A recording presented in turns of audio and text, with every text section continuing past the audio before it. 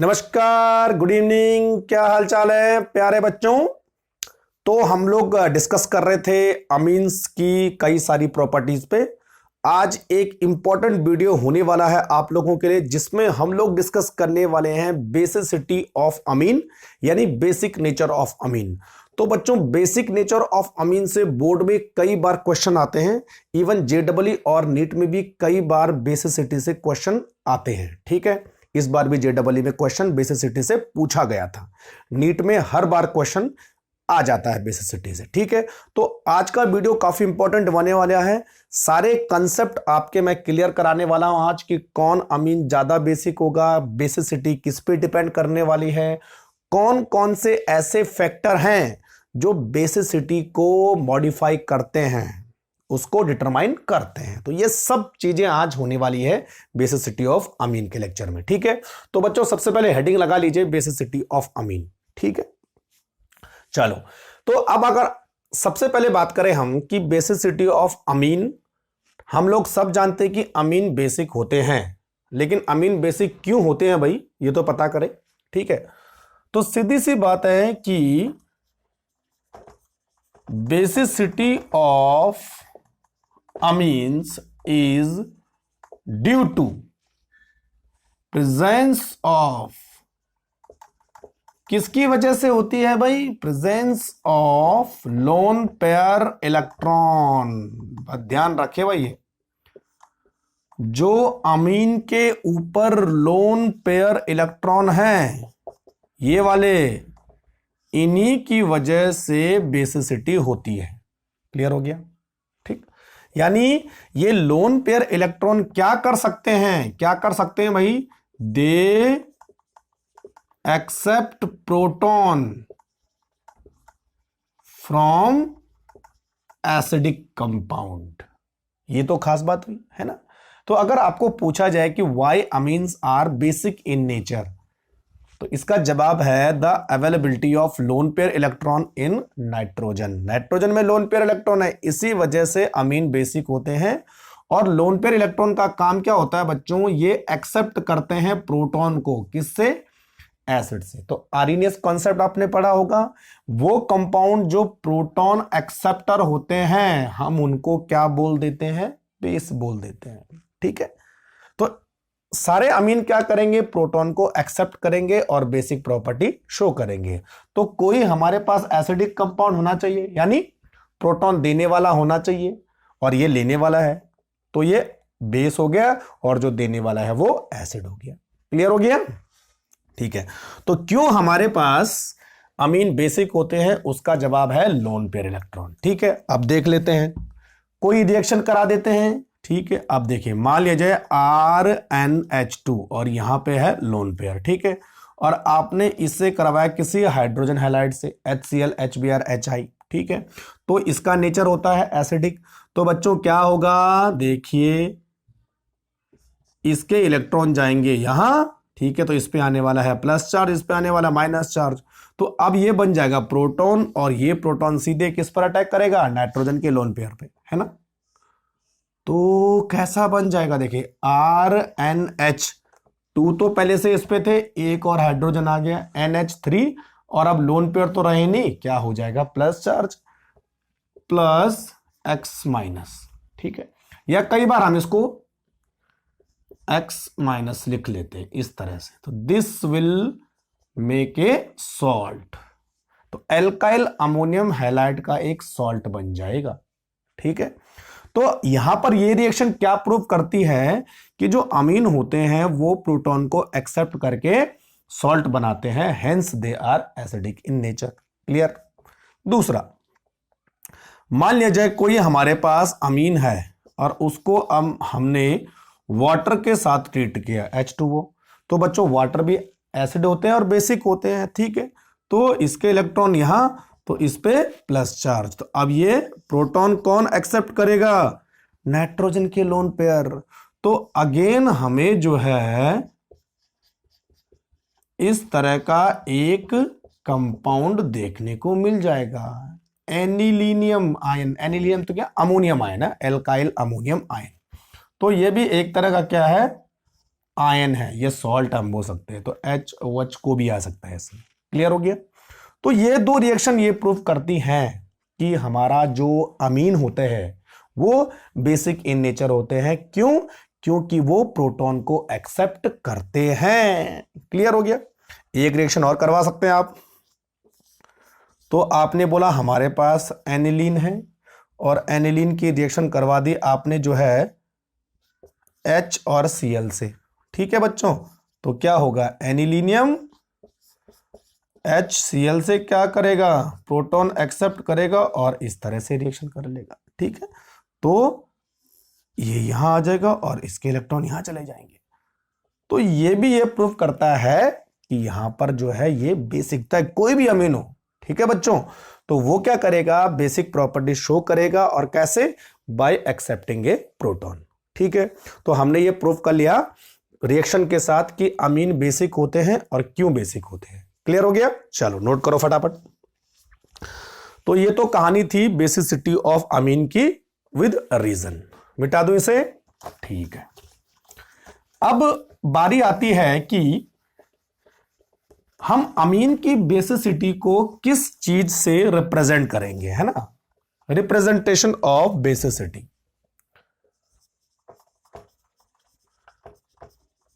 Represent PRESENTATION, representation of basicity. यानी अगर हमारे पास 2 अमीन या 3 अमीन या 4 अमीन है, ठीक है, और उन सबकी बेसिसिटी को हमें कंपेयर करना चाहिए, तो हमारे पास क्या चीज होगी, वैल्यू क्या होगी, कि हम कैसे पता करें? ठीक है बच्चों, तो representation of basicity is done by the KB और PKB। बस ये ध्यान रखना आपको, है ना, KB एंड PKB। तो इन दोनों से हम अमीन की बेसिसिटी का पता कर सकते हैं। अब देखिए KB क्या होता है और PKB क्या होता है ना बच्चों? ठीक, चलो मान लिया जाए हमारे पास कोई अमीन है RNH2 और हमने उसको वाटर में डिसॉल्व किया। तो वाटर में डिसॉल्व करके जो है ये प्रोटॉन को एक्सेप्ट करता है, तो यहां 3 हो जाएगा प्लस OH माइनस, इस तरह बन जाएगा। ठीक है, अब आरएनएस के कॉन्सेप्ट के अकॉर्डिंग हम यहां पे क्या लिखता है? K। ठीक है बच्चों, K equal to right hand side को ऊपर लिखते हैं, सब लोग जानते हैं, और लेफ्ट हैंड साइड को हम क्या करते हैं? नीचे लिखते हैं। तो लेफ्ट हैंड साइड में हमारे पास क्या है? RNH2 की कॉन्सेंट्रेशन एंड H2O की कॉन्सेंट्रेशन मल्टीप्लाई में आ जाएगी। ठीक है बच्चों, K is called dissociation constant. K is called dissociation constant, है ना? ये तो होता है, सॉल्यूशन में आपने पढ़ा होगा। ठीक है, अब बच्चों देखो, जो H2O है उसकी कॉन्सेंट्रेशन जो है चेंज नहीं होती है। ठीक है, तो हम क्या करते हैं? H2O को यहां से हटा देते हैं, तो कोई फर्क नहीं पड़ने वाला। ठीक है, तो मोस्टली जो है, जो K है वो अब हो जाता है KB। हम K को क्या लिख सकते हैं? KB। तो यहां पे बच्चों K तो है डिसोसिएशन कांस्टेंट, लेकिन KB क्या हो जाएगा? Dissociation constant of base. अब ये बेस के लिए हो जाएगा KB स्पेसिफिक, और ऊपर की इक्वेशन जैसे है एज सच वैसे आने वाली है। बस हमें क्या करना है? H2O को हटा देना है। ठीक है, तो अब ये हो जाएगा हमारे पास KB। तो वो KB आ गया। तो KB का मतलब होता है डिसोसिएशन कांस्टेंट ऑफ बेस। तो यानी हमने किसी बेस को जो है वाटर में डिसॉल्व किया, तो वो किस में टूट गया? या क्या बना दिया उसने? एक सॉल्ट बना दिया, आयन बना दिया उसने, और एक माइनस वाला पार्ट हो गया। ठीक है बच्चों, तो अब यहां पर आपको क्या दिख रहा है? जो KB है वो डायरेक्टली प्रोपोर्शनल है किसके?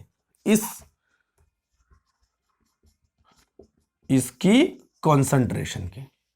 तो बच्चों सॉल्यूशन में जितना ज्यादा इसकी कॉन्सेंट्रेशन होगी, more the concentration of this ion, more will be the value of KB। तो ये जितना ज्यादा होगा के बी उतना ज्यादा होगा, तो ये जितना ज्यादा इसमें कन्वर्ट होगा वो उतना ही ज्यादा के बी होगा, ठीक है, यानी उतना ही ज्यादा उसका डिसोसिएशन कांस्टेंट होगा। क्लियर हो गया? ठीक है, अब बेसिसिटी को हम के बी से कैसे जोड़ेंगे ये देखते हैं। इतना समझ में आ गया? ठीक है, मिटा दो, मिटा देते हैं। ठीक है बच्चों, तो अब हम पढ़ने वाले हैं केबी को हम बेसिसिटी से कैसे जोड़ेंगे और पीकेबी और केबी के रिलेशन, पीकेबी और केबी के बीच क्या रिलेशन है। तो बहुत सिंपल है, pKb equal to minus log Kb, बस इतना है भाई। यानी के पीकेबी जो है केबी का नेगेटिव लॉगरिथम है। इसको हम सिंप्लीफाई ऐसे भी कर सकते हैं, pKb equal inversely proportional to the Kb, बस ये भी है। यानी पीकेबी और केबी एक दूसरे के जस्ट अपोजिट है। अब देखो, अब देखो, अब देखो कैसे होता है केबी, है ना। यानी जो हमारे पास केबी है, ठीक है, उसकी वैल्यू कैसे आती है, देखो केबी की वैल्यू आ सकती है 4.3, 4.7, कुछ भी वैल्यू आ सकती है, डिपेंड करता है कि अमीन कौन सा है, 5.0, ठीक है। तो अगर आपको बोला जाए कि केबी 5.0 एंड केबी 4.3 तो कौन ज्यादा बेसिक होगा, तो बच्चों केबी की वैल्यू अगर बढ़ेगी तो बेसिसिटी भी बढ़ेगी। अब देखिए कैसे बोलने वाला हूं, केबी इक्वल टू बेसिसिटी यानी बेसिक स्ट्रेंथ, तो मोर केबी मोर बेसिसिटी। तो इन तीनों में अगर पूछा जाए कि किस की बेसिसिटी ज्यादा होगी, तो जिसका केबी ज्यादा होगा उसकी बेसिसिटी ज्यादा होगी, है ना। यानी एक अमीन है जिसकी केबी 4.3 है, दूसरा अमीन है जिसकी केबी 4.7 है, और तीसरा अमीन है जिसकी केबी 5.0 है। तो जिस अमीन की केबी जितनी ज्यादा होगी, मोर केबी, वो उतना अमीन उतना ज्यादा बेसिक होने वाला है। क्लियर? ठीक है, तो इस वैल्यू से आपको यानी केबी की वैल्यू से आपको पता चल जाएगा कि बेसिसिटी किसकी ज्यादा है ना। तो मोर केबी मोर बेसिसिटी, तो बच्चों लेस पी केबी, बस ये ध्यान रखना, ठीक है ना। तो केबी बढ़ेगा तो बेसिसिटी बढ़ेगी, लेकिन पीकेबी की वैल्यू कम होगी, यानी कम पीकेबी वाला ज्यादा एसिडिक होगा। अब उल्टा देखो, अब के पीकेबी को बढ़ा रहे हो तो बच्चों क्या करना पड़ेगा, हमें बेसिसिटी को घटाना पड़ेगा, तो केबी की वैल्यू भी कम हो जाएगी। बस ये ध्यान रखना, आपको बहुत इंपॉर्टेंट है, कई बार पूछा भी जाता है ना। तो सीधी सी बात है, केबी और पीकेबी एक दूसरे के अपोजिट होते हैं, और केबी की वैल्यू जितनी बढ़ेगी इसका मतलब बेसिक स्ट्रेंथ उतनी बढ़ रही है, लेकिन पीकेबी उतना कम होगा। समझ में बात आ गई? ठीक है, पीकेबी बढ़ेगा तो बेसिसिटी कम होगी, तो केबी भी कम होगा। समझ में बात आ गई? ठीक है, तो अब आप कैलकुलेट कर सकते हो कि जिसका पीकेबी बढ़ रहा है, जिसका पीकेबी जितना ज्यादा होगा उसकी बेसिसिटी उतनी कम होगी। फॉर एग्जांपल, एक अमीन हमारे पास ए और दूसरा अमीन हमारे पास बी है, और यहां पे जो है दोनों अमीन की पीकेबी दे रखी है, तो इसकी पीकेबी 8.9, इसकी पीकेबी 7.0। अब आपको पूछा जाए कि ये पीकेबी वैल्यू दो अमीन की है, ए और बी, तो दोनों में से कौन ज्यादा बेसिक है। तो इससे देखो बच्चों, पीकेबी जितनी कम होगी बेसिसिटी उतनी ज्यादा होगी, तो 7.0 वाला ज्यादा बेसिक होगा और 8.9 वाला कम बेसिक होगा, यानी B will be more basic than A. Clear? समझ में बात आ गई? दूसरा, एक ए है और अब दे रखी है आपको केबी की वैल्यू, तो केबी की वैल्यू 4.0 और इसकी केबी की वैल्यू 5.0। ठीक है, तो बच्चों देखिए, केबी बढ़ रहा है तो बेसिसिटी भी बढ़ेगी, यानी जितना ज्यादा केबी होगा उतना ज्यादा बेसिक होगा, तो B will be more basic than A. समझ में आ गया? तो बस वैल्यू से आप पता लगा सकते हो कौन ज्यादा बेसिक है। क्लियर हो गया? कई बार ऐसे पूछा जाता है कि पीकेबी और केबी, तो समझ जाना चाहिए कि हम बेसिसिटी को इस तरह से कोरिलेट करने वाले हैं। क्लियर हो गया? ठीक है, चलो नेक्स्ट।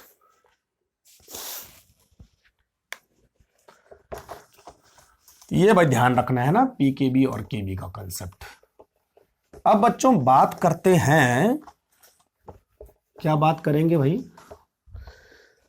नेक्स्ट हमारे पास है कि हाँ, ये पीकेबी हो गया, केबी हो गया, है ना। अब कंपैरिजन करेंगे, है ना, सबसे इंपॉर्टेंट है ना।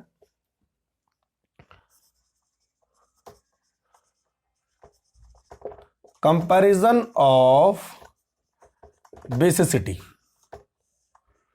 तो बच्चों सबसे पहले हम तीन चीजें हमारे पास है ना, देखिए, एक हमारे पास है अमोनिया, एक हमारे पास है एलिफेटिक अमीन, और एक हमारे पास है एरोमेटिक अमीन। यानी तीन टाइप के अमीन हमारे पास है, एलिफेटिक, अमोनिया और एरोमेटिक।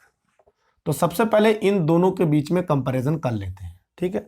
तो क्या हेडिंग डालेंगे? Comparison of basicity of ammonia and aliphatic अमीन। सबसे पहले ये देख लेते हैं कि अमोनिया और एलिफेटिक अमीन में कौन ज्यादा बेसिक हो सकते हैं। क्लियर हो गया? और एलिफेटिक अमीन में मैं सबसे छोटा अमीन ले लेता हूं, ये वाला, आर की वैल्यू मतलब CH3 है, सबसे छोटा वाला। क्लियर हो गया? ठीक है। अब देखो, एक चीज क्या ध्यान रखनी है, जब भी बेसिसिटी की बात आती है ना, बेसिसिटी ऑफ अमीन्स, कई बच्चे बोलते हैं कि सर हमें बेसिसिटी में क्या देखना होता है, यानी क्या चेक करें। तो बच्चों ध्यान रखिए, बेसिसिटी ऑफ अमीन जब भी आप निकालोगे या जब भी आप 2 या 3 से ज्यादा कंपैरिजन करोगे तो हमेशा क्या देखना होता है? देखो, basicity of amine is directly proportional to the, ध्यान से देखिए से, availability of lone pair of nitrogen. बस इस पे देखना है, अवेलेबिलिटी बोल रहा हूं ना बच्चों, अवेलेबिलिटी, कितने ज्यादा अवेलेबल है, कितने ज्यादा एक्सपोज है, या इसको हम बोल सकते हैं डेंसिटी, कितने ज्यादा डेंस हैं। क्लियर हो गया?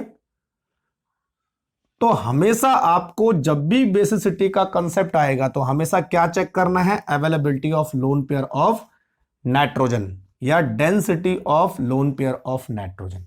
ठीक है, देखो, मोर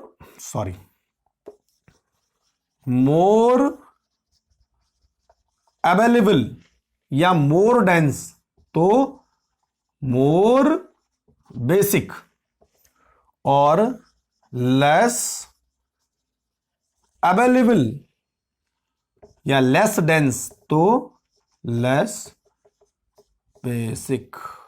बस ये ध्यान रखना है, अवेलेबिलिटी बढ़ेगी या डेंसिटी बढ़ेगी तो बेसिसिटी भी बढ़ने वाली है, और अवेलेबिलिटी घटेगी तो बेसिसिटी भी घटेगी। क्लियर हो गया बच्चों? अब हमें उन फैक्टर को देखना है जो अवेलेबिलिटी ऑफ लोन पेयर को कम और ज्यादा करते हैं। ध्यान रखें ना, अब हमें उन फैक्टर को देखना है, factors which modify availability of lone pair. तो बच्चों वो फैक्टर जो है अवेलेबिलिटी को जो अफेक्ट करेंगे, ऑब्वियसली बेसिसिटी को भी कम और ज्यादा करेंगे। ठीक है, तो अभी तक हमारे पास केवल 2 फैक्टर निकल के आते हैं जो अवेलेबिलिटी को मॉडिफाई करेंगे तो बेसिसिटी को भी चेंज करेंगे। तो बच्चों एक होता है इंडक्टिव इफेक्ट और दूसरा हमारे पास है रेजोनेंस। ये 2 इंपॉर्टेंट फैक्टर हैं जो अवेलेबिलिटी ऑफ लोन पेयर को कम और ज्यादा करते हैं, तो उसी वजह से बेसिसिटी भी कम और ज्यादा हो जाती है। तो ये 2 नोट कर लो आप। क्लियर हो गया? तो नोट कीजिए फटाफट, है ना, किस तरह से हो रहा है। तो ध्यान क्या रखना है? अवेलेबिलिटी ऑफ लोन पेयर, ठीक है, और अवेलेबिलिटी ऑफ लोन पेयर ज्यादा होगी तो बेसिसिटी भी ज्यादा होगी। और अवेलेबिलिटी ऑफ लोन पेयर को कौन मॉडिफाई कर रहा है? Inductive and resonance. क्लियर? चलो अब देखते हैं कमाल। अब हमारे पास है एक तरफ अमोनिया एक तरफ एल्काइल अमीन, है ना। तो अमोनिया के लोन पेयर यहां पर और एल्काइल अमीन के लोन पेयर यहां पर। तो लोन पेयर तो बच्चों सब में इक्वल होंगे, लेकिन लोन पेयर की अवेलेबिलिटी या डेंसिटी इक्वल नहीं होगी। अब देखिए, हाइड्रोजन और एल्काइल, इसके पास एक एल्काइल दो हाइड्रोजन, इसके पास तीन हाइड्रोजन। सब लोग जानते हैं कि एल्काइल ग्रुप का जो नेचर होता है वो इलेक्ट्रॉन डोनेटिंग होता है, सब लोग जानते हैं। हाइड्रोजन का भी नेचर इलेक्ट्रॉन डोनेटिंग होता है, लेकिन alkyl group is much more powerful electron donating than hydrogen. R का जो इलेक्ट्रॉन डोनेटिंग है वो हाइड्रोजन से कई ज्यादा है।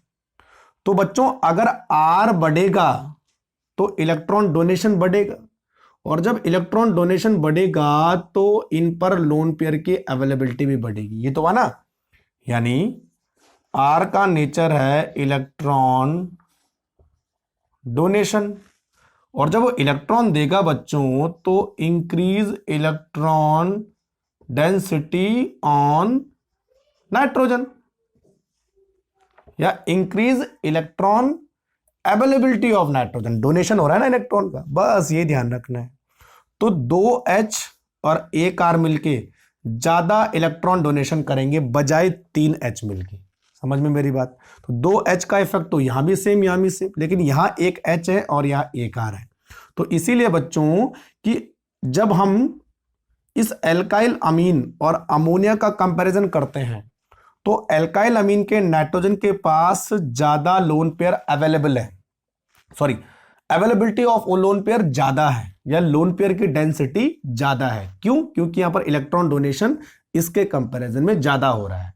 तो जब इलेक्ट्रॉन डोनेशन ज्यादा होगा तो अवेलेबिलिटी भी ज्यादा होगी, और जब अवेलेबिलिटी ज्यादा होगी तो बेसिसिटी भी ज्यादा होगी। इसीलिए एलिफेटिक अमीन हमेशा अमोनिया से ज्यादा बेसिक होते हैं। तो सीधी सी बात है, all aliphatic amine are much more basic than ammonia. समझ में बात आ गई? उसका रीजन है आर ग्रुप का जुड़ना, और आर का नेचर होता है इलेक्ट्रॉन डोनेशन। तो इलेक्ट्रॉन की अवेलेबिलिटी कंपेयर की जाए तो यहां ज्यादा है यहां कम है। क्लियर हो गया? तो इसलिए बच्चों क्लियर हो गया पहला कंसेप्ट कि एलिफेटिक अमीन अमोनिया से ज्यादा बेसिक होते हैं, चाहे कोई भी हो। ठीक है, मिटा दूं। अब दूसरा कंपैरिजन हमारे पास है कि एलिफेटिक अमीन और एरोमेटिक अमीन, है ना। अब देखिए एक हमारे पास है, देखो सेकंड कंपैरिजन है एलिफेटिक अमीन और एरोमेटिक अमीन। ये तो वाह एरोमेटिक अमीन और ये एलिफेटिक अमीन। कहानी वही है, लोन पेयर की डेंसिटी लोन पेयर की अवेलेबिलिटी हमें चेक करनी है। ठीक है भाई। अब देखो यहां पर इलेक्ट्रॉन डोनेशन तो लोन पेयर की अवेलेबिलिटी बढ़ जाती है, लेकिन बच्चों यहां पर देखिए यहां पर एक फैक्टर काम करता है जिसका नाम है रिजोनेंस, और रिजोनेंस की वजह से जो नाइट्रोजन के लोन पेयर हैं वो बेंजीन की तरफ शिफ्ट होने लगते हैं। The shifting of lone pair of nitrogen towards benzene ring, इस तरह से, ठीक है, इस तरह से रिजोनेंस स्ट्रक्चर बनते हैं। तो बच्चों अब क्या हो गया कि जो नाइट्रोजन की अवेलेबिलिटी है यहां पर, सॉरी जो लोन पेयर की अवेलेबिलिटी है वो कम हो गई, decrease availability of lone pair, हाँ डिक्रीज हो गई है। और जब डिक्रीज होगी तो बच्चों बेसिसिटी भी कम हो जाएगी। लेकिन यहां पर कोई ऐसा फैक्टर नहीं है, यहां पर रिजोनेंस नहीं हो रहा है बल्कि इलेक्ट्रॉन डोनेशन हो रहा है, और इलेक्ट्रॉन डोनेशन की वजह से लोन पेयर की अवेलेबिलिटी बढ़ रही है। जबकि यहां पर इलेक्ट्रॉन बेंजीन की तरफ जा रहे हैं यानी विड्रॉ हो रहे हैं, तो लोन पेयर की अवेलेबिलिटी कम होगी। तो यहां पर कम लोन पेयर यानी कम अवेलेबल, यहां पर ज्यादा अवेलेबल। तो हमेशा क्या होगा बच्चों, एलिफेटिक अमीन, ध्यान रखिए, कोई भी एलिफेटिक अमीन हो, एलिफेटिक अमीन हमेशा ज्यादा बेसिक होंगे किसी भी एरोमेटिक अमीन से। क्लियर हो गया? समझे बात? क्योंकि यहां पर इलेक्ट्रॉन विड्रॉ हो रहा है ड्यू टू रेजोनेंस और यहां पर इलेक्ट्रॉन डोनेशन हो रहा है ड्यू टू इंडक्टिव इफेक्ट। ज्यादा लोन पेयर अवेलेबल, कम लोन पेयर अवेलेबल, कम बेसिसिटी, ज्यादा बेसिसिटी। क्लियर? ठीक है। अब यहीं पर अगर मैं कंपैरिजन कर दूं, इसको मिटा देते हैं, है ना, अमोनिया भी साथ में ले लें,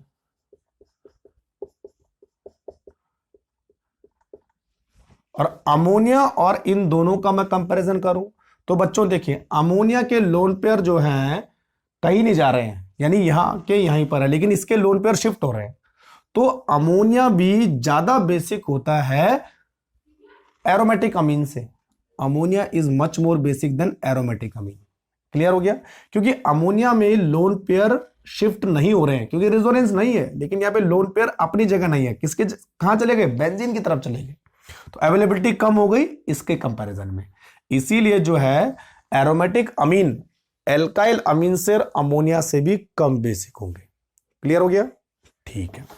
तो अब अगर मैं तीनों को बेसिसिटी ऑर्डर में लिखूं, इन तीनों को, तो सबसे ज्यादा बेसिक होने चाहिए एलिफेटिक अमीन, उसके बाद बेसिसिटी आती है अमोनिया की, और सबसे कम बेसिक होते हैं बच्चों एरोमेटिक अमीन। बस ये बेसिसिटी का ऑर्डर है। क्लियर हो गया? ठीक है। तो नोट कर लो फटाफट, सबसे पहले एलिफेटिक अमीन, उसके बाद अमोनिया, और उसके बाद एरोमेटिक अमीन। क्लियर? ठीक है। अब नेक्स्ट हम बात करते हैं कि एलिफेटिक और एलिफेटिक में कैसे कंपेयर करेंगे। मिटा दो इसे। ठीक है। तो यहां पे मैं लिखूंगा next heading, comparison of basicity of aliphatic amines. अब बच्चों थोड़ा सा ध्यान देना, दो चीजों में हम बेसिसिटी बात करेंगे। एक तो करेंगे गैस फेज, और दूसरी हम बात करेंगे एक्वस सॉल्यूशन। सबसे ज्यादा कंफ्यूजिंग, तो ध्यान रखना है। एलिफेटिक अमीन की बेसिसिटी गैस फेज में, गैस फेज में मतलब वहां पे कोई सॉल्वेंट नहीं है जैसे वाटर, लेकिन एक्वस सॉल्वेंट में कौन सा सॉल्वेंट है? वाटर यहां पर अवेलेबल होगा। ठीक है, बस ध्यान रखिए। तो पहले हम गैस फेज की बात करते हैं, है ना। तो comparison of basicity of all aliphatic Amin in gas phase. ठीक है बच्चों, तो देखिए, सारे पहले मैं प्राइमरी अमीन लिखता हूं, है ना, सारे प्राइमरी अमीन। तो CH3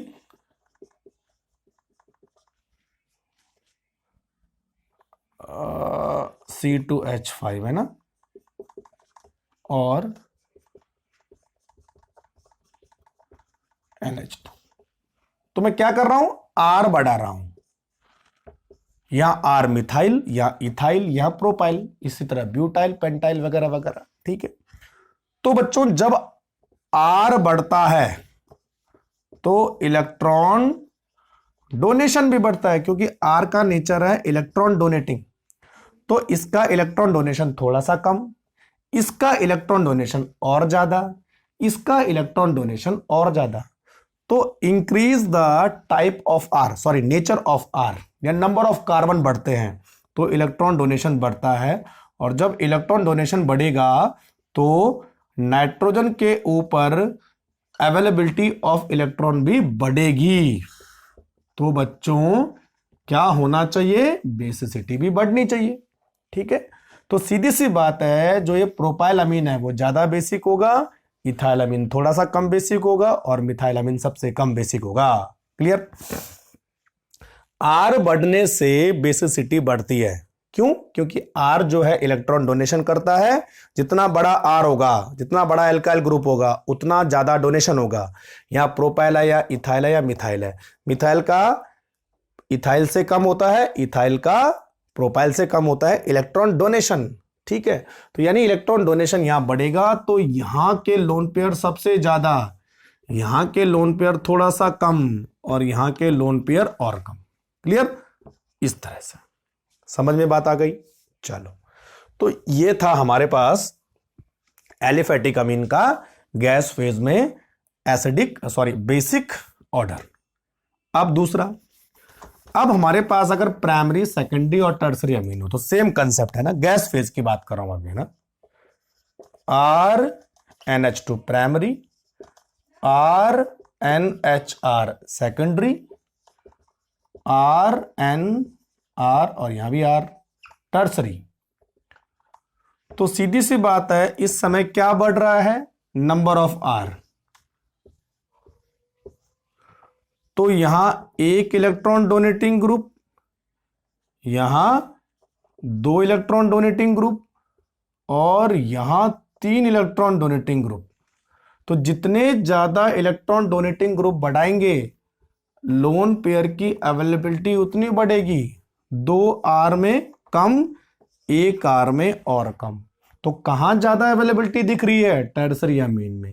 तो टर्सरी अमीन जो है बच्चों, सबसे ज्यादा बेसिक होंगे, फिर सेकेंडरी, फिर प्राइमरी इन गैस फेज। ध्यान रखना ना, एक्वस की बात नहीं कर रहा हूं मैं भी, केवल मैं गैस फेज की बात कर रहा हूं। तो गैस फेज में R बढ़ने से बेसिसिटी भी बढ़ेगी। क्लियर हो गया? ठीक है, क्योंकि R का नेचर है इलेक्ट्रॉन डोनेशन। तो ये कहानी है ना। अब यहीं पर बात कर लेते हैं, इसको मैं मिटा देता हूं, है ना, एक्वस फेज। अब गैस फेज खत्म कर लिया हमने ना। अब बात करते हैं बच्चों एक्वस फेज की। एक्वस फेज यानी जहां पर जो है water as a solvent involve होता है, वाटर एज ए सॉल्वेंट। ठीक है, तो यहां पर सेम ऑर्डर अप्लाई नहीं होता है जैसा हमने बेस में पढ़ा था। अगर बच्चों मिथाइल अमीन है, मिथाइल अमीन, डाइमिथाइल अमीन और ट्राइमिथाइल अमीन, सबसे ज्यादा पूछे जाने वाला क्वेश्चन। ये प्राइमरी, ये सेकेंडरी, ये टर्सरी। अब पूछा जाता है बच्चों कि एक्वस सॉल्यूशन में इन तीनों का बेसिसिटी ऑर्डर क्या होगा। अगर प्राइमरी, सेकेंडरी, टर्सरी की बात करें तो बच्चों हमेशा ये ऑर्डर आएगा, secondary then primary then tertiary. हमेशा ध्यान रखना, ठीक है। और कोड क्या होगा? 213, सेकेंडरी, प्राइमरी, टर्सरी। क्लियर? ध्यान रखिए ना, इसमें सेकेंडरी पहले आता है, then primary, then tertiary. Tertiary सबसे कम होता है। वहां क्या था गैस फेज में? टर्सरी सबसे ज्यादा था। और अगर बच्चों इथाइल होगा, देखिए इथाइल अमीन, डाइथाइल अमीन और ट्राइथाइलमीन, ये H तो नहीं होगा यहां, है ना, ट्राइथाइलमीन। अगेन प्राइमरी, सेकेंडरी और टर्सरी। इसका जो बच्चों ऑर्डर होता है वो होता है सेकेंडरी, यहां भी पहले आएगा secondary, then tertiary, then primary. और कोड होता है 231। ये एक्वस फेज की बात कर रहा हूं मैं, है ना। ध्यान रखिए, सबसे ज्यादा पूछा जाने वाला क्वेश्चन, बिल्कुल दिमाग में बिठा लो। तो याद कैसे करना है? देखिए, मिथाइल छोटा है और इथाइल बड़ा है, तो मिथाइल के लिए छोटा नंबर 213, इथाइल बड़ा है तो इथाइल के लिए बड़ा नंबर तो 231, बस। तो 213 मिथाइल के केस में और 231 इथाइल के केस में। ठीक है, अगर प्राइमरी, सेकेंडरी, टर्सरी अमीन इन्वॉल्व होते हैं तो समझ में बात आ गई। ठीक है, अब इसका एक्सप्लेनेशन कि क्यों ऐसा होता है, इसके लिए मैंने एक वीडियो अलग से बना रखा है, क्योंकि मैं वो वीडियो नहीं बनाने वाला हूं, टाइम कम है काफी। इसके लिए मैंने एक वीडियो अलग से बना रखा होता है, क्यों ये ऐसा ऑर्डर आ रहा है। तो वो जो वीडियो है उसका लिंक मैंने डिस्क्रिप्शन में दिया है, और अभी आपकी स्क्रीन के ऊपर एक आइकन फ्लैश हो रहा होगा ऊपर राइट हैंड साइड, तो वहां पर से क्लिक करके आप इन कंपैरिजन को देख सकते हैं, इस वीडियो को देख सकते हैं जिसमें इन तीनों के बारे में पूरा एक्सप्लेनेशन किया गया है। क्लियर हो गया? तो ऊपर आइकन फ्लैश हो रहा होगा या हो चुका होगा, उस पर क्लिक करके ये देख सकते हैं। अगर वीडियो कंटिन्यू करना है तो आपको नीचे डिस्क्रिप्शन बॉक्स में मिल जाएगा उसका लिंक। क्लियर हो गया? ठीक है, ये सबसे ज्यादा पूछा था। ठीक है बच्चों, तो ये ज्यादा पूछा जाता है, इसीलिए हमने जो है ये कंपैरिजन वाला लिया। क्लियर हो गया भाई? ठीक है, अब बात करते हैं भाई, चार्ज भी खत्म होने वाला है, फटाफट से इसको निपटाते हैं, है ना। अब बात करते हैं बच्चों एरोमेटिक अमीन की।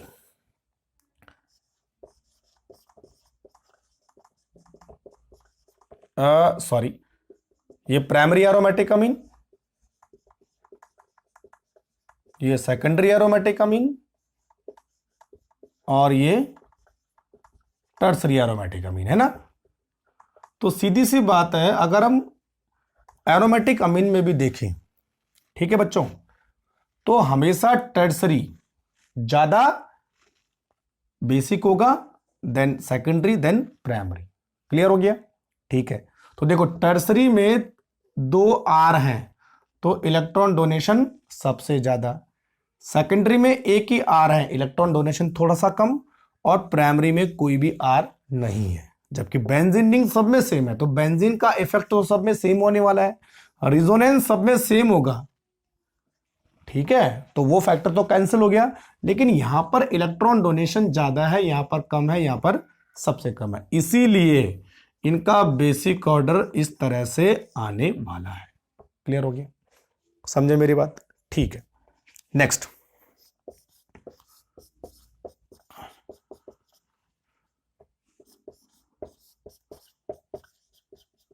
अब देखिए,